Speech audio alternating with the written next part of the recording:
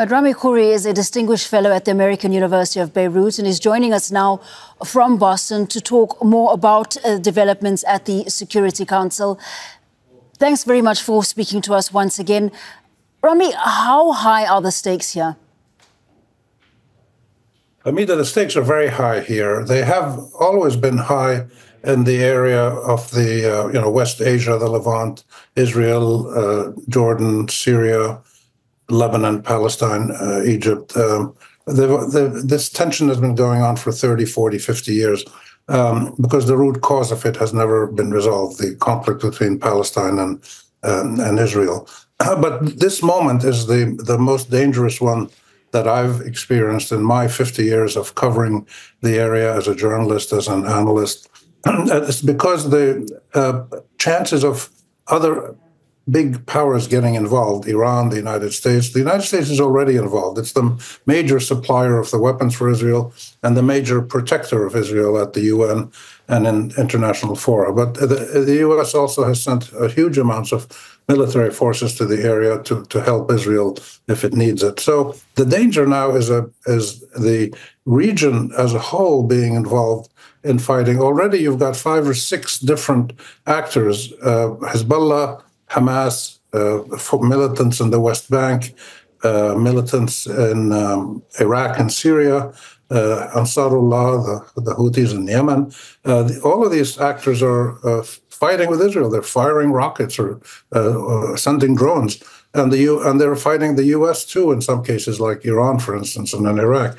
So this is the big danger, that this breakout of a big war would really not only cause immense suffering and not resolve very much, but would also threaten the fundamental integrity of many of these countries. Already the integrity of many of these countries is fragile because if you notice, people doing the fighting are not the governments or the militaries of Syria or Lebanon or Iraq or Jordan or Yemen. It's non-state armed actors who have taken over the job of either protecting the country from Israeli, American-backed Israeli aggression, or providing security internally because the central governments couldn't do it. So this is the real danger here. And when you have rockets flying from Lebanon to Tel Aviv and further south, and rockets coming from Iraq and from Yemen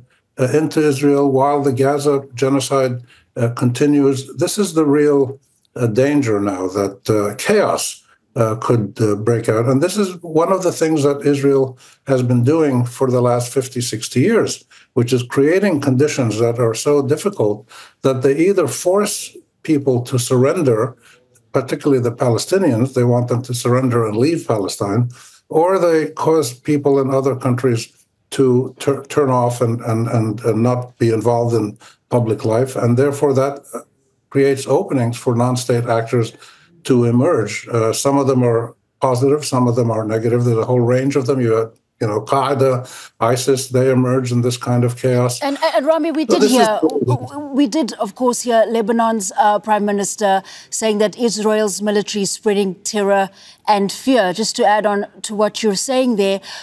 But turning to Syria, its foreign minister has said that the US is complicit in this aggression. In this particular case, we're seeing greater efforts at diplomacy. Do you imagine the US is wanting to take a step back, especially because it's dealing with a sovereign state here? It's dealing with Lebanon. Well, in theory, it's a sovereign state. In practice, it's not sovereign because the Israelis do anything they want over the skies of Lebanon all the time. And now they're doing attacks in Lebanon, which they've done at will for the last 40 years or so.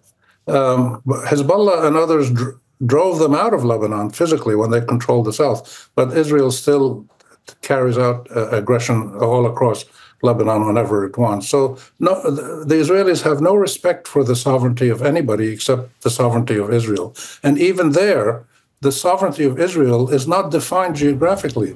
They claim the right to have settlements in the West Bank. They annexed the the Golan Heights, they say, and they want to rearrange South Lebanon.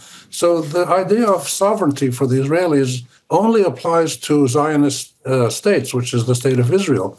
And this is the problem that's been there all along for many, many decades. The United States, I think, sincerely wants to quiet things down, but only if it can go back to a situation where the United States and Israel dominate the region, and or they can weaken Iran. It's striking to me the emphasis that Israel, we heard it from the Israeli ambassador in his rather theatrical performance, the emphasis they put on Iran, and this comes out of Washington all the time, by people who wouldn't know where Iran is on a map or what Iran represents.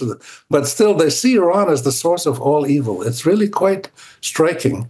Now, you can criticize Iran for many things, but it is not the source of all evil. So this is the way that Israel operates. They claim people are terrorists. They're anti-Semites. They want to, as the ambassador of Israel said, all they want to do is kill Jews. This is hysterical nonsense. But Rami, passive. I'm going to have to cut you off there. Thank you so much again for speaking to us. We'll leave it there for just a moment. That's Rami Khouri speaking to us from Boston. He's a distinguished fellow at the American University of Beirut. Thank you. Make sure to subscribe to our channel to get the latest news from Al Jazeera.